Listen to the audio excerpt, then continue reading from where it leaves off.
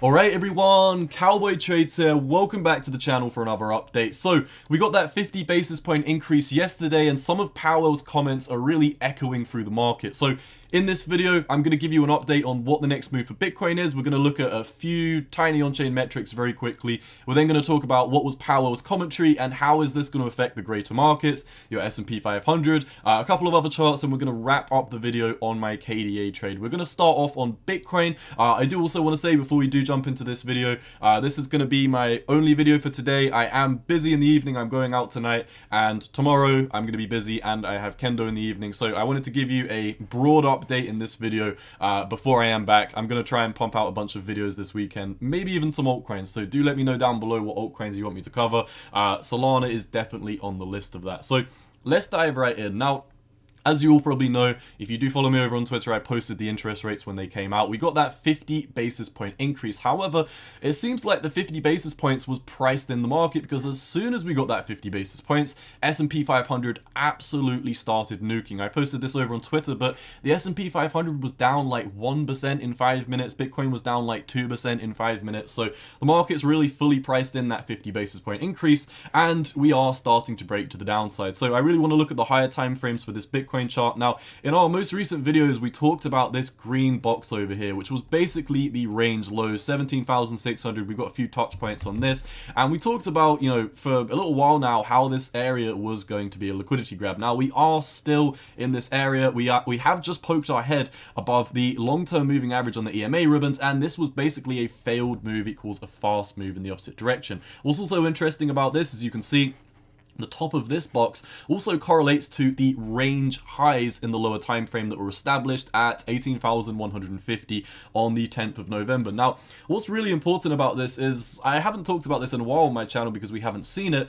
but if you are a veteran, you'll know the saying that I love to talk about: a failed move equals a fast move in the opposite direction. What does this mean? Well, range highs were here, right? And a successful breakout, a back test, and a push up would have been extremely bullish. However, poking your head above the top of this trend and instantly, like let's go down to lower time frames. Let's see what the 5 minute was talking about over here. So, you know, we probably spent about half an hour above these range highs, and then we couldn't establish this range. We came back to it, we failed it, and this is a failed move equals a fast move in the opposite direction. So markets basically started nuking as soon as they came up above those range highs, and that should be a dead giveaway for Bitcoin that we probably won't be pushing up too much higher. Does this mean that I'm going to be shorting from here? Not quite yet. I still don't believe we're in a position of strength. If for some reason we do push up to the 786 Fibonacci up here, 19,200, I will be shorting. At this moment in time, the only short that I'm 100% comfortable in is my KDA short, which is still in the profit. Very, very nice.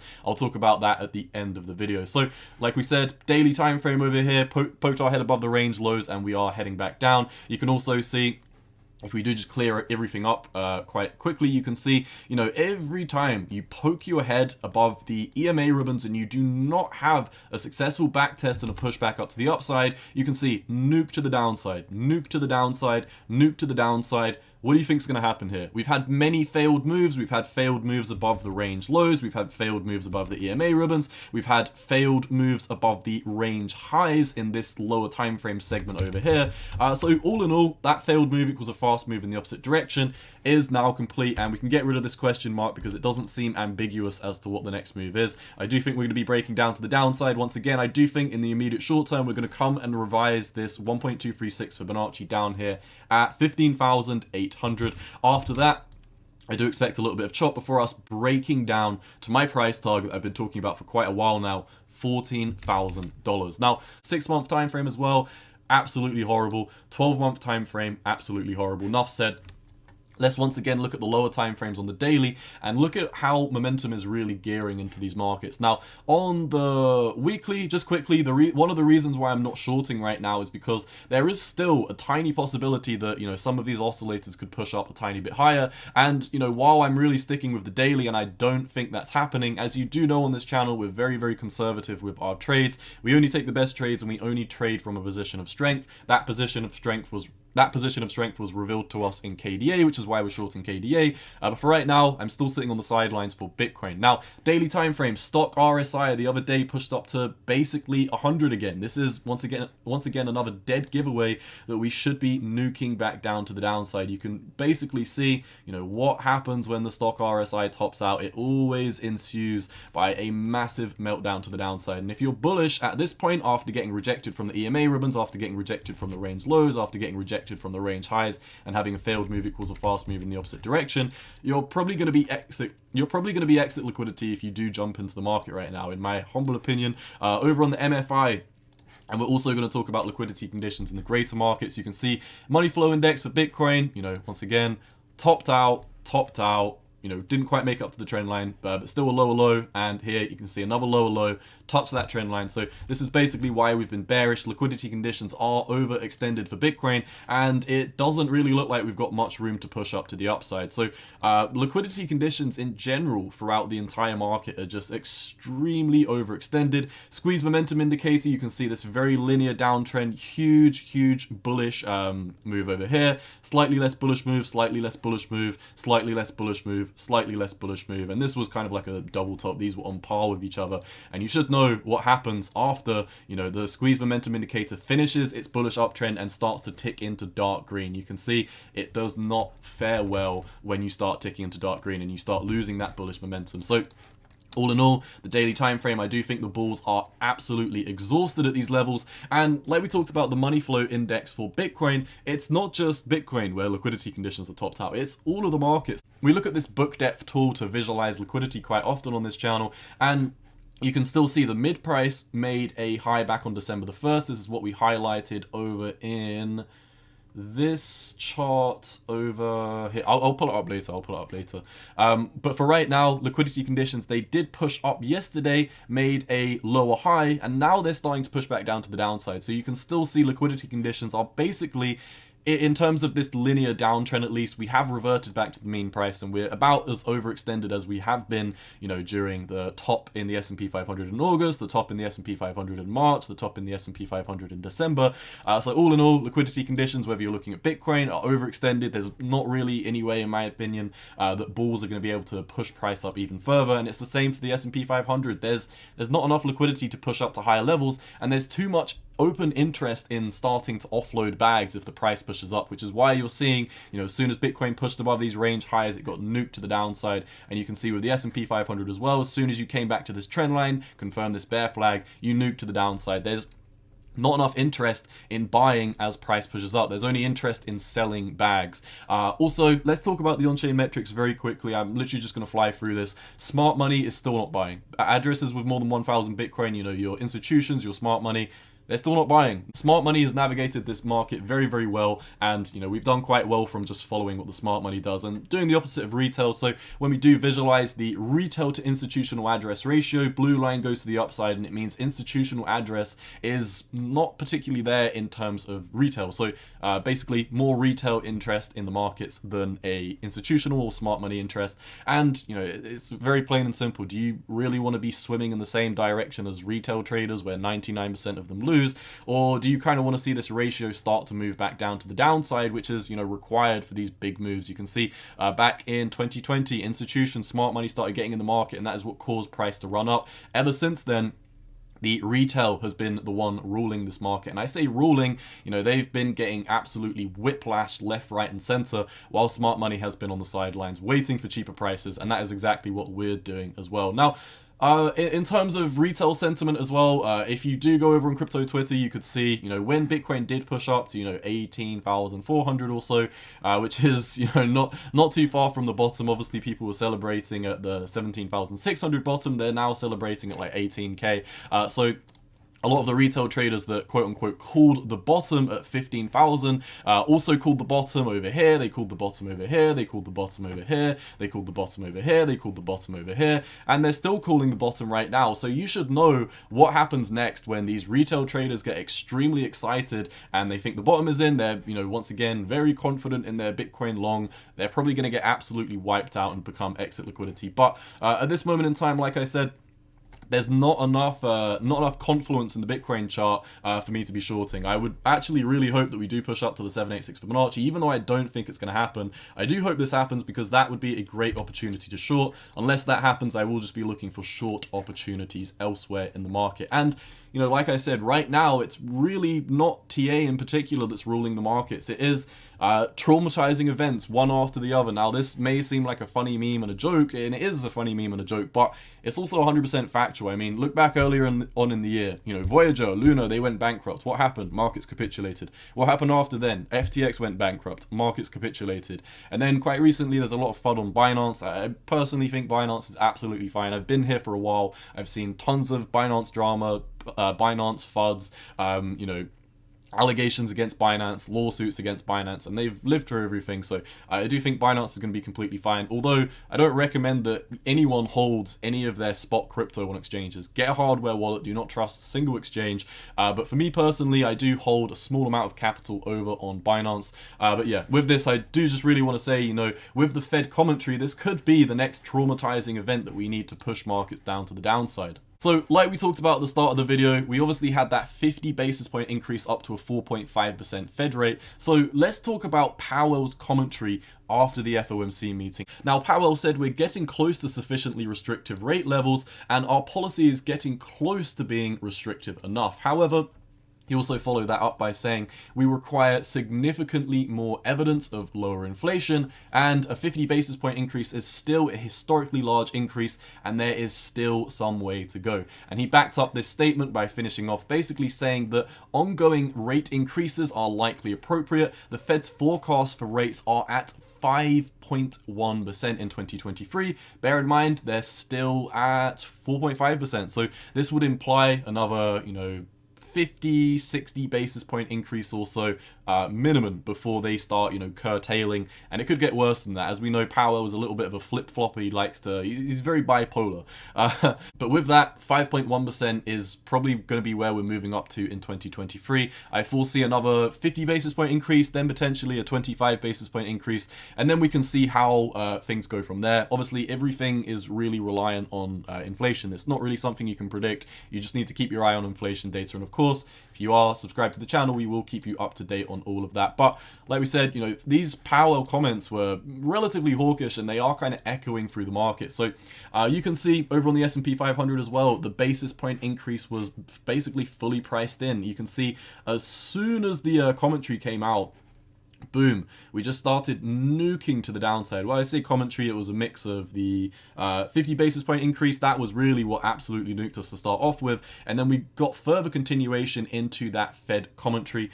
And once again, you know, on the daily time frame, you can see, let's see, top. You know, everyone's hoping that this time is going to be different.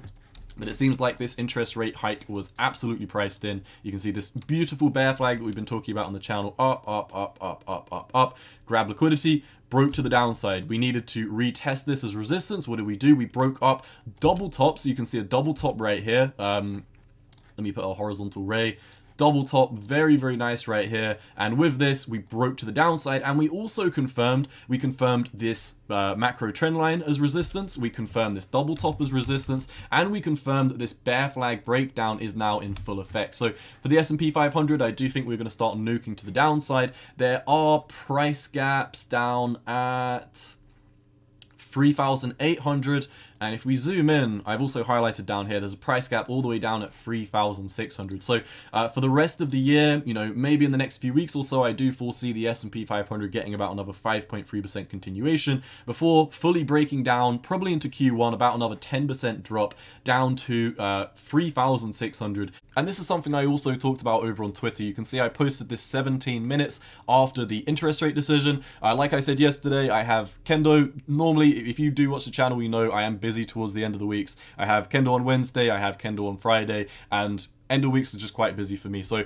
the interest rate decision always seems to fall on a Wednesday, which is annoying because the interest rates come out and then I literally have to leave to go for training. So it is what it is, but this is why I say, you know, come and follow me over on Twitter. If you're not following me over on Twitter, you're missing out on a lot of my commentary when I'm away from the charts, when I'm away from my computer. I do post my full thoughts. I do post the interest rates, economic data as soon as it comes out. So make sure you're following me at 618_cowboy. But you can basically see, I just confirmed what we talked about in this chart. We confirmed the mean trend line is resistance, plus we confirmed the bear flag breakdown. And I've said 17 minutes after the decision that I'm still bearish despite the 50 basis point increase. Now, interest rates at this moment in time, like we said, around about 4.5%. This is the highest they've been since October 2007. So I do kind of believe we are approaching the end of the tightening. I once again foresee that we're going to push up a little bit further, something like this, and then I foresee us breaking down in a situation like this. Now, what sucks about this is I believe I was wrong.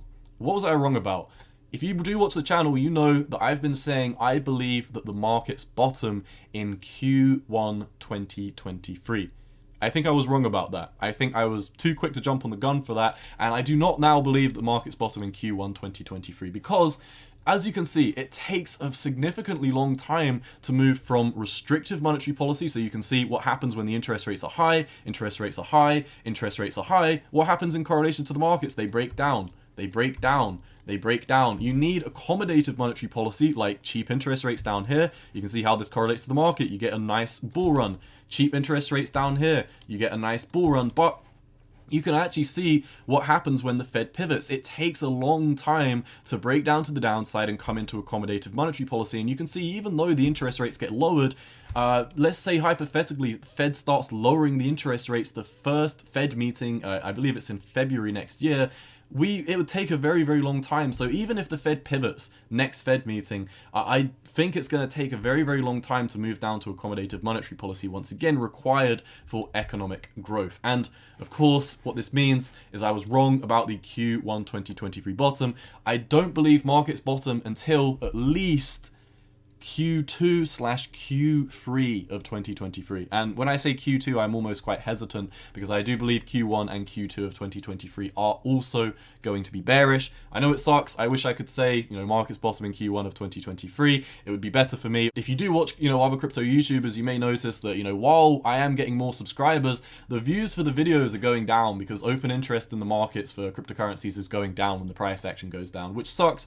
I wish, you know, the bottom was a lot closer, but unfortunately, I don't think it is. So once again, I'm taking back my statement that I believe markets bottom in Q1 of 2023. I believe they bottom in Q3 of 2023 or later, but we'll keep you up to date on this. Now, in terms of the TIP ETF, we also talked about how interest rates hike. So you can see 75 basis points, 75, 75, 75, 75, and 50. Whenever we do get these interest rate hikes, you can see the TIP ETF breaks down into new lows. The TIP ETF had a dead cat bounce, broke down lower. TIP ETF had a dead cat bounce, broke down lower. Interest rate hike, broke down lower. Interest rate hike, broke down lower.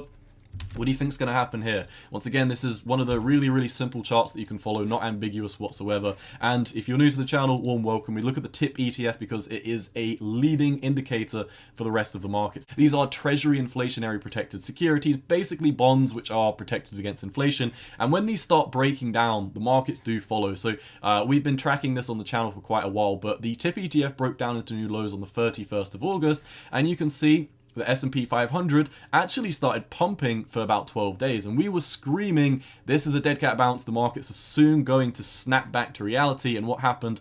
30 days after the TIP ETF broke down into new lows, the S&P 500 followed, Bitcoin followed, the rest of the markets followed, and right now the TIP ETF is really in a do or die situation. We've had what I believe is a fake out above this bear flag, just like we had a fake out above the bear flag before the interest rates over here, and what pushed us back down to reality, it was the interest rate. So all in all, TIP ETF, I do think this is going to break down into new lows very, very soon. So let's also just quickly update the KDA trade. So at this moment in time, you can see KDA is really, really lollygagging, and let's see how far we are down from our trade. We're down approximately 10%. We're using a 3x leverage. So our trade is still in 30% profit. My stop loss is still up here at $1.09. What is absolutely beautiful about this is because price action has started to break down from our entry, the EMA ribbons have started to break down as well. So the stop loss right here is very, very safe in my opinion, because we're above the top of the EMA ribbons. And even if we do push up a tiny bit, which I don't think we will,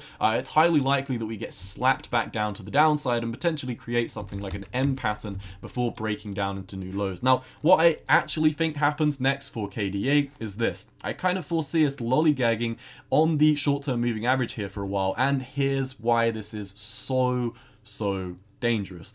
Currently, we're above the short-term moving average. So what's the short-term moving average going to do? It's going to slowly grind up into the price. What's the long-term moving average going to do while it's above the price action? It's going to slowly push down, and we're going to witness these EMA ribbons tighten. Now, why is this terrifying if you're a bull? Well, we've talked about this a few times. You know, the EMA ribbons work like Bollinger Bands. The tighter they get, the more volatile the move is coming. You can actually see when the EMA ribbons are the tightest is when the most explosive moves happen for KDA. Now, our EMA ribbons only really started loading in here, so we've only really got 2 data points where this has happened, but I urge you to, you know, play this out over on Bitcoin as well, because you can see EMA ribbons get tight for Bitcoin, huge move. EMA ribbons get tight for Bitcoin, huge move.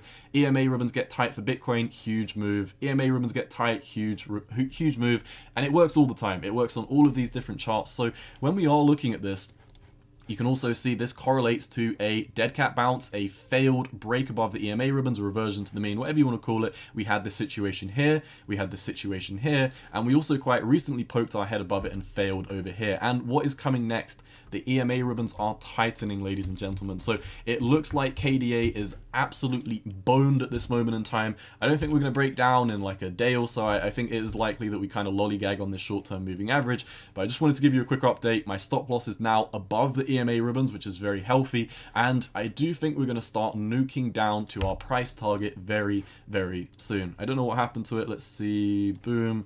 Down to our take profit. This is, you know, around about 40% trade, which should be 1.2x returns if we do come down to my 69-cent price target. So just wanted to give you a quick update on KDA before the weekend. I'm still sitting in this trade extremely peachy in 30% profit. Worst comes to worst, we come up to our stop loss, and that will be about a 9% profit from our 3x entry. So that's all I've got for you for now. Like I said, I'm going to be busy for the rest of the week, but I will come back this weekend, definitely on Saturday, definitely on Sunday, and I am going to look to update some of the altcoins that I haven't looked at in a while. I'm thinking of looking at the Dogecoins, your Shibas, your Doge, your ELONs. I also definitely really want to make a update on Solana, and also, like I said, be sure to follow me over on @618_cowboy. When I'm away from the markets, when I'm, you know, busy in real life, I will be posting my updates, my thoughts, memes, economic data over here, and also it's just a little bit more personal. Like, if you want to see what I do in my private life, if you want to see me, you know, chop water bottles in half in my garden, then go ahead. This is the type of things that I do outside of YouTube. As always,